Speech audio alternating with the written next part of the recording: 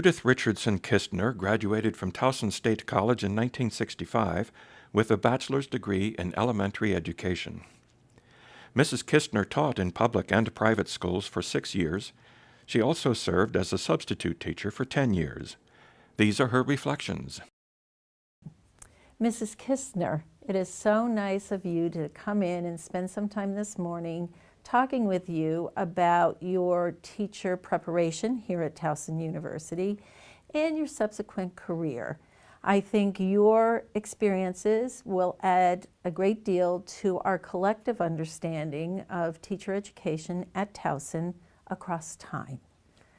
And I think a good place to begin is in the beginning. So would you share with us a little bit about your early social context, where you grew up, what kinds of thoughts you were having as you went through school about what you might want to do when you graduated from high school? Okay. I was born in Baltimore City, in 1943, May 9th of 1943, and I've been in Baltimore all my life, never lived anywhere else. Moved sort of out York Road, was born in Waverly, lived in Northwood after I was married, and then moved to Cockeysville, and that's where I live now, in Cockeysville. I went to Govins Elementary School, Woodburn Junior High, the first year it opened. We were the first graduating class from Woodburn, which is now Chinkopin Middle, and Eastern High School. And I graduated from Eastern High School in 1961. That was a city school, all girls. The girls were at Eastern and Western, and the boys were at Poly and City. So it was a wonderful education at Eastern. I enjoyed it very, very much and looked forward to going to college. However, I have a brother who's 11 months and 2 weeks older than I am, and the conversation at the dinner table was, he is going to be the breadwinner. So if you're going to go to college, and back in 1961, this is the way it was, if you're going to go to college, you better find something that's going to be a profession and career for you, and that you will have a job when you graduate. So I had always enjoyed the children in the neighborhood. I was a big babysitter. In the summertime, I had twins. Their mother worked at the telephone company, and I had them all summer long. Wow. For many, many years. And I just enjoyed having them through high school. And I also worked at after school at Enoch Pratt Library as a page. I started that at 15, and my last year there was when I graduated from Eastern. So between the library and the children, it was between library science and teaching. And at the time, Towson had a 2-year payback like the academies have. That if I went to Towson and graduated and taught for 2 years, I had a full scholarship to Towson. As many of my friends, since we were an all-girls high school, they also took advantage of that, and we came to Towson. So most of my friends, whom I'm still friendly with, my maid of honor and other friends, took advantage of that, and we're all still friends, and we all get together, and we all taught and graduated from Towson. So you decide on teaching. That 2-year incentive is really sort of what helps you be here. Yes, definitely. Tell us a little bit about that experience. You were a commuting student, or did you live on campus, or? Well, since we lived in the Northwood area, my parents lived in the Northwood area too, I was what was called a day hop. So I came to school, and we didn't have too much trouble parking then. And we parked our car and went to classes and stayed here through lunch, and then went home and did our studying at home. The only thing I think we really did miss was the campus life. Although all of my friends and I stayed together, so we did see each other on weekends and things like that. But I think when you do that, you do miss the college life. You do miss that separation from home. It's more like a continuation of high school, because you're home, you're doing your studying at home. But I think that was good for me, because I enjoy school, and I enjoy studying, and I enjoy learning, and so it was fine for me to be home. I really didn't mind that too much. What do you remember about the courses that you took in terms of preparation for teaching? Were those courses mainly theoretical, or were they practical, or a combination of both? I think they were a combination of both, but I think in my years, They were more practical because we took our methods classes out in a school. Ah. So I was at 48 at Hollins and Fulton in Baltimore City, which was, I think, a new idea for Towson too. Uh-huh. And all of our all the teaching friends, we would go out in the morning, and instead of coming to Towson, we would go to 48. Wow. And we had our reading and math methods classes at a school.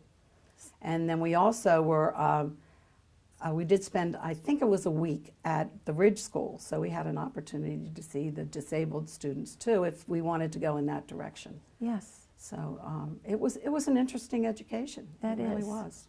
That you actually did observe and see things. Right. Yeah, we would be taught in the morning, and then we go into a classroom. Yeah. And I think toward the end of our methods classes, we were teaching maybe one small class. Uh-huh. It's kind of hard to remember that, but Well, I I'm think sure. we were doing that. Yeah. So at some point you do student teaching. Mhm. And where did that happen? I did student teaching at Lutherville Elementary School in 6th grade, because 6th was part of elementary then. Yes. And I had Don Rawlins as my supervisor, and when I left my student teaching, I could go in any classroom, I think. I think that's the way he trained me. I walked in, he took all the bulletin boards down, and he said, "This is your class." Wow. So you learn quickly. And he was very, very involved in his class. So I would stay after class, and we would do preparation for the forward look for the next day. And then I would go home and write my lesson plans and then turn them into him in the morning. So he knew exactly what I was going to do. And then at the end of the day, we would discuss what the forward look was. So Wow. I was there till about 5:30 at night, 5 or 6 at night during my student teaching. I'm sure. We also took all the 6th grades to Williamsburg. There were 4 buses.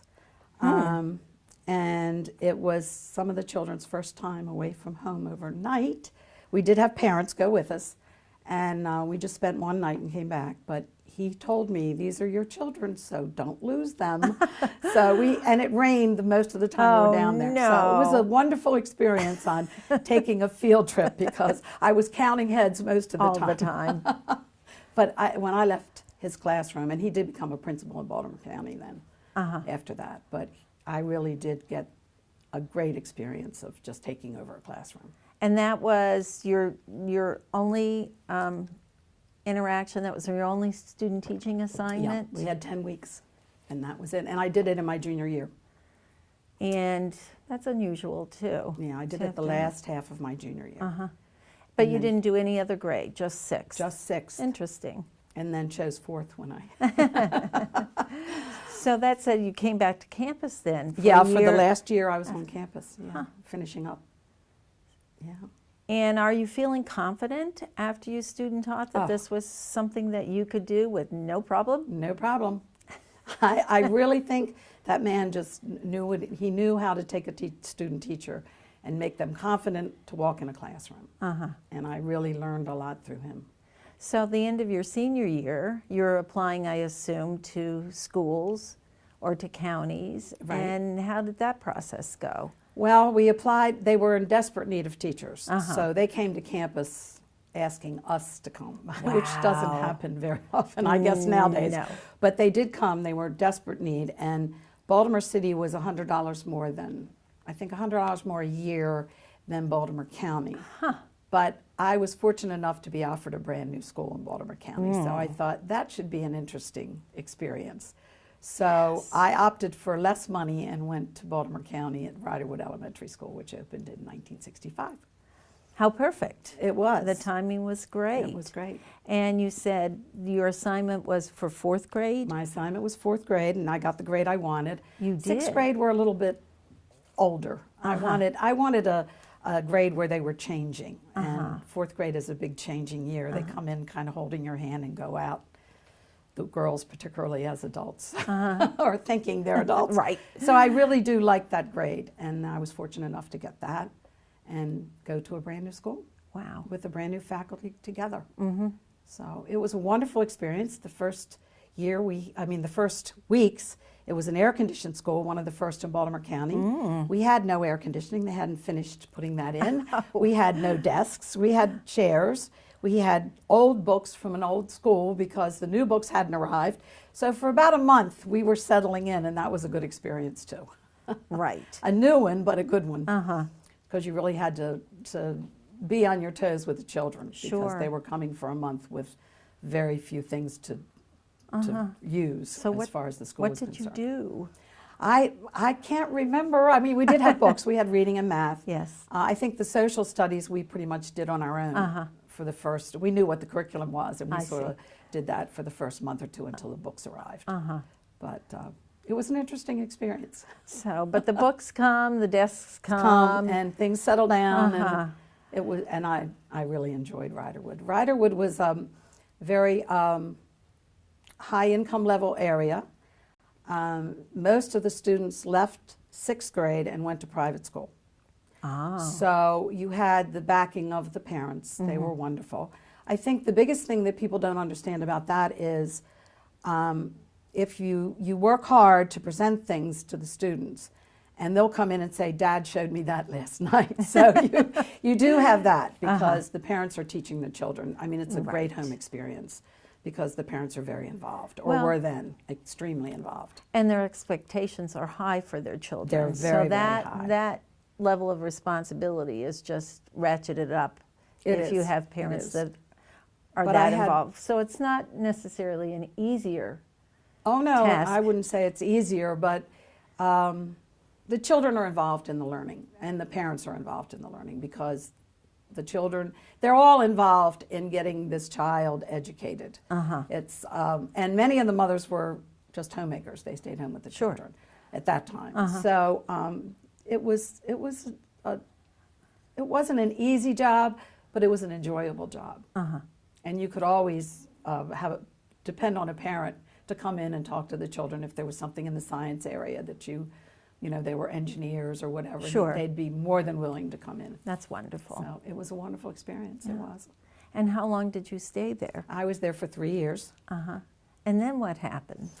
Well, my husband came home from Vietnam. He had gotten married the year before, and we were married a year. And he said, why don't you take some time off? Because I had spent a lot of time. I even had him in the room many, many weekends decorating for holidays.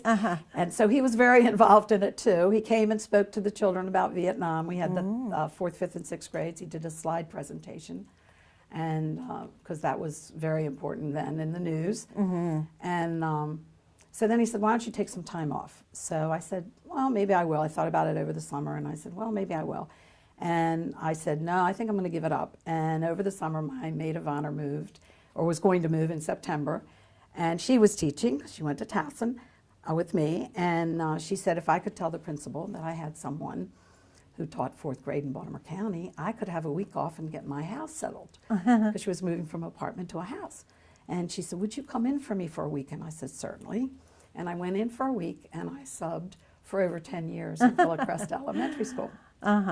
And I love subbing. It was very, very creative. I only did the one school, so the students got to know me. Yes. And it's an interesting, a different grade each time. And I enjoyed it. And It a was different creative. community. And a totally different community, totally. These were latchkey kids who went home. Both parents worked. I guess you could call it a blue-collar area.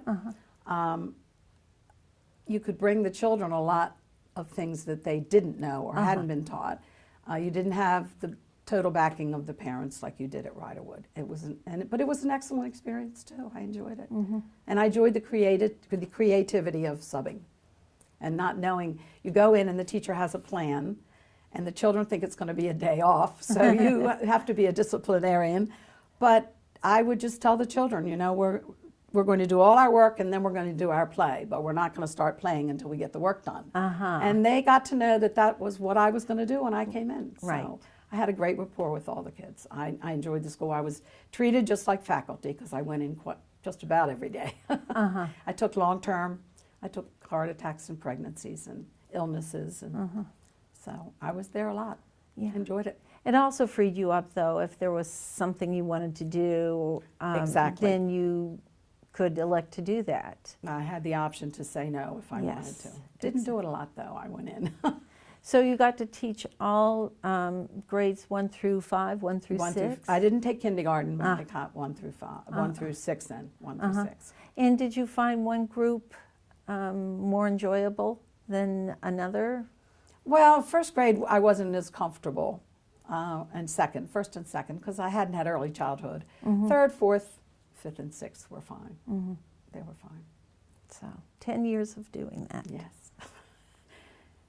And then what happens next? The next thing, my husband and I bought a house, and the lady next door worked at Emmanuel Lutheran private school on Belvedere and Loch Raven Boulevard. Her daughter asked if I would be interested in coming in and teaching 5th and 6th math and science. And the reason I left Villa Cresta was that they put in open space, and I was not happy teaching to the corners.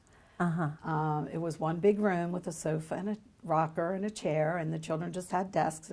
It was an experiment Baltimore County put in, and I was just not happy with it. I like my contained classroom. Right. So I told them I didn't think I was going to be subbing anymore. And then the lady asked me if I would teach math and science at Emmanuel, and I said I'd love to try it. So I had a private school experience too with those two subjects, which I loved. Let's go back to, and I'm glad that you mentioned open space. What do you think the sense of that kind of setting was by most of the faculty? I don't think they enjoyed it. There were few who were, I guess you would say, very liberal in their teaching ideas, and they liked it. But it happened that when they did it, they put the teachers in there. You didn't have the choice. Like I didn't if they called me for 3rd grade or 4th grade, because that was the open space area and I was subbing. But they didn't ask the teacher if they wanted to teach in that area. That was where they were going to teach. And I think most of them were not happy with it. It was very difficult because you were teaching to a corner. And if you brought in a television set, all the heads turned to the television set, and somebody in the other corner was trying to teach math or trying to teach social studies, and you were trying to show a film or you were trying to show a TV show or something for the students, and I don't think it worked. I think their attention span, and particularly at a school like Villa Cresta, it just was not the school to put it in. It might have worked better at Riderwood, where I was in the beginning, but I thought at Villa Cresta it was just not a good choice of school for that. I think conceptually, there was the idea that you could come together as a larger group, everybody who was in that pod or whatever you called it, and that you could sort of rearrange the kids more easily into math and science or regroup them according to reading ability or something like that. I think theoretically that was the concept behind it, but doesn't sound like... I didn't think it worked that well. Now, I wasn't involved in it that long because I wasn't happy with it, but I think changing classes was the better way to do that, particularly in math and reading. And then I think in Riderwood we ended up doing math and reading. I'm not sure we did every subject, but we did do math and reading. Sure. So you had, the children change classes like they do in high school and junior high and middle school. Just an interesting idea. And I don't know what they ever did. Do you know what they ever did with those big rooms? I mean, they did have folding walls. Yes, but that's you what could they hear, did. But that's what they did. So I presume they're still there if they want to use them for a big room. Well, some. I think most of them have sort of been, real walls have been put in, kind of thing. And probably, as you said, one or two big spaces where they can do larger group activities If they want to and do stuff. it, yeah. But This was something came from Baltimore County, so that was well, good. it was national. I mean, Was it national? Yes. Everybody. It was this whole new concept, and I think perhaps a part of it was that it saved money. But I'm not certain. So you say, this is not my cup of tea, and somehow you have a neighbor who's inviting you to be involved once again as in education. So if you would tell us a little bit about that. Well, that was an interesting experience because it was a religious school. It was they taught religion. The children had to go to church. It was a Missouri Synod Lutheran church. I was not Lutheran. They hired me anyway. And they also had the board of the church controlled the school. Most of the students were Lutheran. It was very German oriented. We had a German teacher who came from Lutheran High School to the elementary level and taught German to each class once a week. The classes were much smaller than I had in Baltimore County. We had about 38 in Baltimore County, and in that school we had about 25 maybe in the class.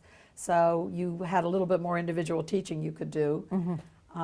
That was great. I thought that was wonderful. I really enjoyed that. And my math and science students were just wonderful. I mean, they were just excellent students. Most went on to Lutheran High School from there. It was a progression through. And was that a elementary full-time grades. job for you? It was full-time math and science, yeah, 5th and 6th. The principal was also the 5th and 6th grade teacher. I see. So when I had math and science, he did his principal work. So, but I enjoyed. They're the two subjects I really like. I loved science and math. And how long did you stay there? I was there for, I guess, 2 or 3 years. Wow. Doing that. Yeah, until we moved again. And It's been changes when we moved. well, sure. I mean, moving does make for change, doesn't it? Yes, it does. So, and then you moved. We moved into Cockeysville, and a neighbor we moved there in 74, and I don't remember that I did things during 74 and 76, but get my house settled. I was going to say. And get my life settled down in Cockeysville. And then in 76, a neighbor ran for office for House of Delegates. He was a friend of my husband's from high school. And he asked if, since I wasn't teaching or subbing, would I be interested in working on his campaign, which I had never done anything like that before. And then he asked, because he came out where he needed to check the absentee ballots to find out if he won, he asked if I would go in the election office for him, and they would check, and I would be his spy to watch the checking of absentee ballots to make sure it was done correctly for him. And I went in the election office, and at the end of checking his, which he did not win, checking his absentee ballots, Doris Suter, who was the administrator of the election office at that time in Baltimore County, asked if she could keep my name and call me back, which I didn't think she'd do, but she did. And the next election she called me back, and I went in for 10 weeks and 10 weeks where we worked on the elections and did the absentee ballot count, which was done on a machine. It was done by hand. Wow. And I did that until in the late 80s. So for some time. Oh, yeah. Now, you're out of teaching altogether. Yes. However, I guess my question to you is, do you ever really leave teaching? I mean, were there applicants, parts of your skills that you had learned to become a teacher that applied to these other things that you were doing? Oh, definitely, definitely. One of the things, a friend who taught at Towson, didn't graduate from Towson, but taught at Towson, and I put together a training session for the judges for the polls, and we did that for many years. So my education background came in there because we taught them what their job was going to be. And as a former college teacher and myself as a former teacher, we worked together on that. Put together a plan, a forward look, everything that we had learned in our education background. Really? So, yeah. And then I also had duties in the election office on election night. So you had the telephone ringing and talking to the chief judges and telling them, answering their questions on what was going on out there in the election places. Well, it sounds So it like was interesting. multitasking, which It was. any teacher has to do in any given hour of any given school day. Right. So that certainly did have applicability for you there. It did. So, and are you retired now, or what new adventure are you involved in? Well, when I Teachers, stopped, by the way, teachers never retire. they never retire. I understand that. Well, after the experience, and I stopped working at the election office, my husband changed his job, same company, but changed from human resources to government and community relations. So it really required my time to be with him because community meant that we went to functions outside the community, and government relations meant that we did government, like going to, if a person had a political rally or a political fundraiser or whatever, we attended that. So we spent some time in Annapolis. I got to know delegates and mayors and councilmen, and so we really did have a wonderful career in that, and I felt like that was part of my career too. Oh, So absolutely. it was wonderful. And my teaching career, well, I talked a lot, and I talked a lot when I taught, so in front of people. So that was an interesting experience to be involved in that. So I enjoyed it very, very much. My mother always would ask, what did they have to eat? And I would say, I don't know, because by the time we finished our talking to the people there was no food left. So you know how involved that was. My husband did it worldwide, but I'm not a big traveler, so I really didn't go with him. I did go with him in the States, but I didn't go with him in because he did some of the States. So because the company had plants in other areas of the country. So, but he did the government relations and community relations worldwide. And many of them dealt with schools too. that's interesting. Yeah, in Ohio, in Ashtabula, we worked with a school out there, and he worked with a school here in the city, put together a garden for the students to work on, and then they harvested the vegetables in one of the city schools. Wow. And so we That were was quite great. involved, quite involved. It was a wonderful life. We had people from, what I did since I didn't travel, we had people from Europe come here, and they'd bring their wives. So then I got to take them on tours of the city. And it was my Wonderful. city, so I really Yes, enjoyed that. indeed. So we had Born, parliamentarians. raised, lived. Lived, raised, schooling, everything. So we had parliamentarians and their wives, and we had lord and ladies. Really? Yes, and we had people from Australia and South Africa and France, and I think that was about it. I think that was it. It was an interesting life. Yeah. And now I'm involved in Towson. Yay. Yes, Good very, for, very good for involved. us. I'm Good in Tower for Light. Towson. I'm in Tower Light. I'm on the Education Advisory Board for the upcoming anniversary. What's 150 years? I know, sesquicentennial. Right, and my 50th year will be next year. I planned the reunion for the 45th year for my 1965 year. Yes. We had our 50th, and I worked on that and got many of my friends here. First time we had ever done anything. So I Your was very class, proud. Our class had 1965. never done a reunion. We'd never had a cocktail party or anything. Wow. So I was Well, very that proud you were to do getting that. into sort of a radical group in 65. There you go. You know, we're beginning to think anti-everything, so maybe they're just, people weren't thinking, I don't know. thinking in those terms. Who knows? I don't know. And the 60s were different. We were on the edge of that. So, yeah, just on the edge of it. Yeah. Well, how wonderful that you've kind of helped orchestrate that and participated so fully in sort of bringing Towson people back together again. Yeah. Very nice. I just love this school. That's all I can tell you. We're taught Towson Tigers, football games, and Oh, I understand. And you might Yeah. talk a little bit about that. You were practically at every game this year, I think. we were. It blew me away to see the stadium because when I was at Towson, Doc Minigan was here, and we didn't have enough men to have a football team. I don't No, think there was a 6-to-1 ratio. It was Towson State Teachers College. And they tell me we had a soccer team. I don't really remember since I wasn't on campus. Right. I'm not sure about that, but I do know we had a tennis team because one of my friends was on the tennis team. I see. So to see that stadium is just wonderful. And now the new arena just is incredible. It is. It is just wonderful. And if people haven't seen it, they should come because Truly. it is just amazing what the school has become. And it's just a wonderful school. And we've had a wonderful, wonderful time coming back to it and being part of it, part of the alumni group. Well, and have been such cheerleaders for the university. It's wonderful.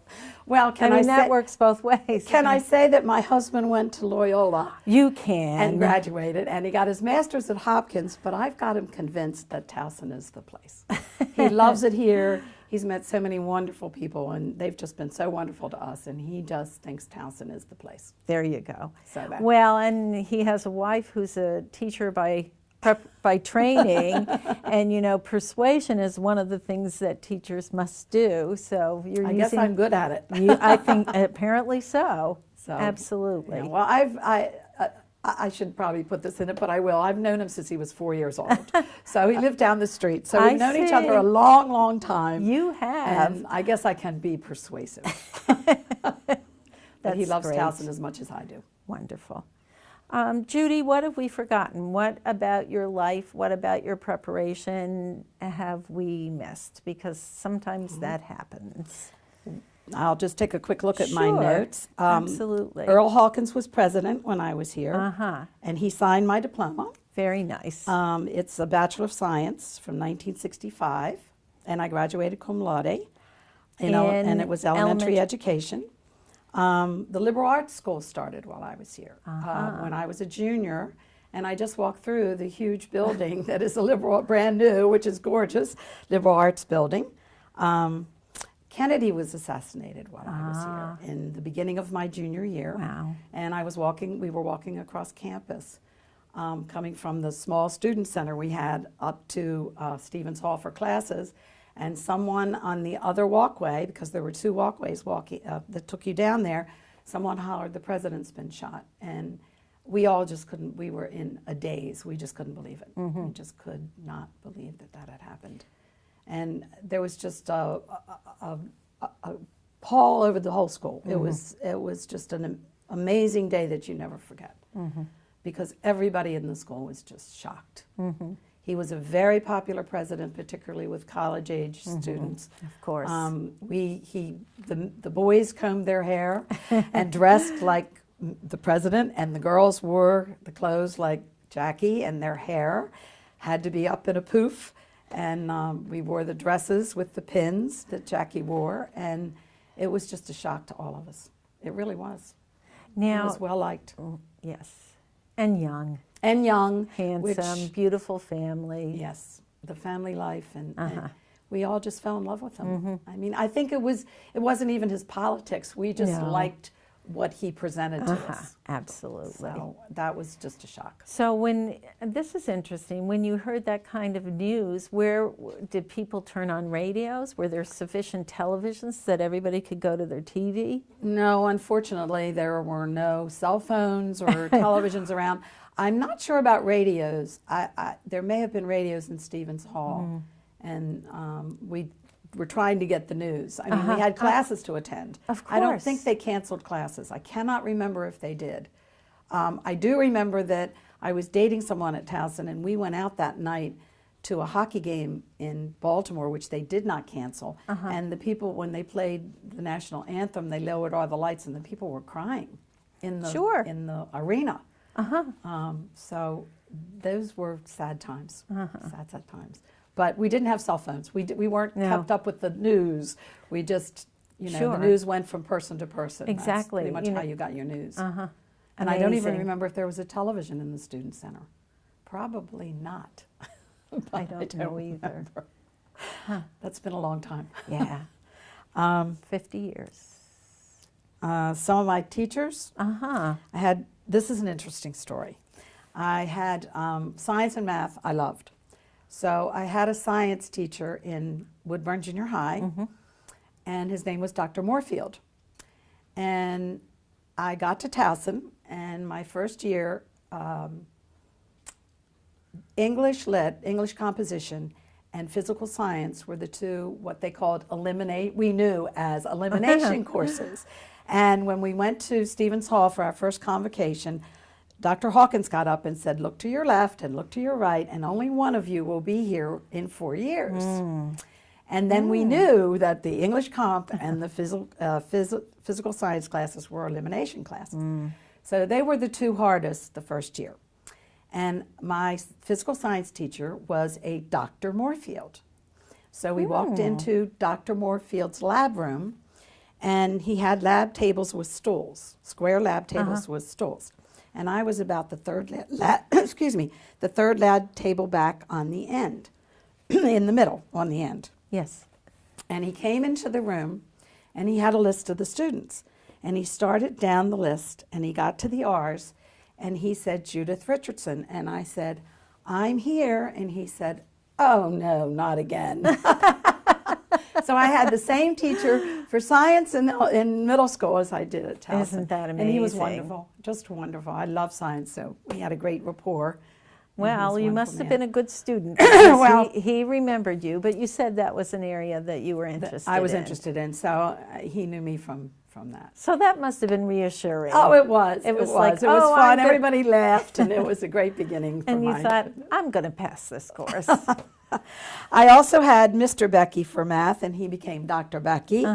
He's no longer here, and Dr. Vopel was head of the department. I think Mr. Becky's passed away, and I know Dr. Moorfield passed away several years ago, not too long ago. He was a good friend of my friend who taught here. Dr. Vopel and Dr. Gillespie was here in the theater department when I was here. So when I see him with the president, and we've had long talks about the classes then and the performances. I had many friends who were involved in the theater arts. I was not, but they were. And they come back for all the theater alumni. Sure. And see Dr. Gillespie, whom they just loved. I think he was very, very well liked.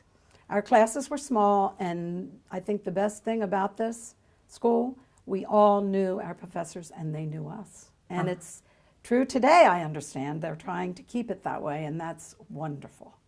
Because that's what you should do. You should know your professor. And which is difficult to do. It's difficult with the size of the school. 22,000 students. It certainly is. But I hear from the students that they like it. They do know their professors well, and so that's good.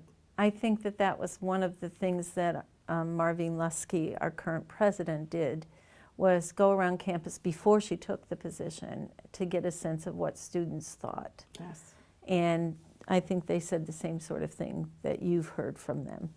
Right. Is that, yes, we know our professors, and they know us. Well, she came in the year I left. I left in '65, and she came in as a freshman the year I left. I graduated. And we graduated from the Glen, and I think we walked across the porch to get our diploma from Dr. Hawkins. Interesting. There were enough seats there for us. I can't remember how many students. I'm sure it's somewhere in the archives in the library. I'm sure it is. But yeah, there were enough chairs for parents to come and the graduates. So we were on the grass in chairs at the And Glen. fortunately, it did not rain. And it did not rain. It was a beautiful day. Which is a little risky, but hey, Yeah. it worked. And I hope they don't tear the Glen down. It has memories for all of us. Yeah. So Space is an issue, but I think there is a I commitment hope to so. the Glen. I hope so. And I think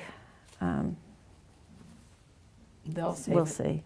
Yeah. Well, we saved Eastern High School, so maybe the alumni at Towson can There save you the go. Glen. Well, sounds like wanted a to tear- persuasive teacher Right, needs to maybe be. that'll do it. I'll get them all together and we'll talk There you about it. go. I Because mean, we would like to see it remain. Eastern wants to be torn down for a parking lot for the stadium that they eventually did tear down. But the alumni got together and we convinced them not to, and Hopkins took it over. So maybe we can get Towson to use the Glen for something. your next important. career. Here I go. Yeah, absolutely.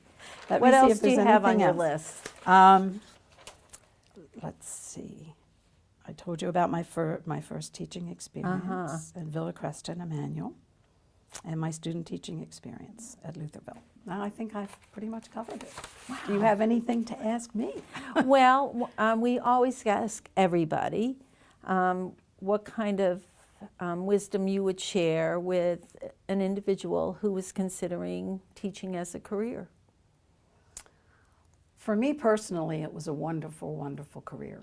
As a matter of fact, at that time, we thought of it as a profession, like a doctor. You would go into it, like a doctor or a dentist, it was your profession. Yes. I would hope that most people think of it as a profession and a career. It is not an easy career. It's not an easy job. And you're handling someone, you have them awake longer than their parents do when you think about it. Yes. And you're responsible for them. The children come to the class and are under your control longer than their parents.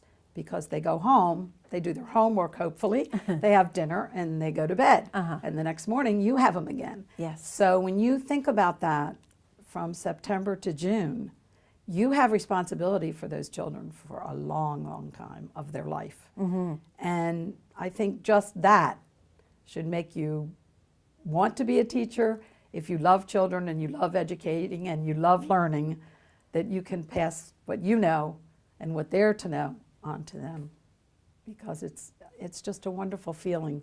And to see the smiles and to see them get something in division or multiplication, it's just a wonderful feeling. You don't get that feeling from many careers. There you go. You don't. It's very people-oriented, and you don't get that feeling of success that you can have every day. You know, I enjoyed it very, very much, and it's been a great background for the rest of my career. So I'm glad I picked it, and I would wish that many people would today. Great. So Thank you. you're very welcome. This has been fun. A teacher in many different roles. Yeah, it has been. And I hope it hasn't stopped.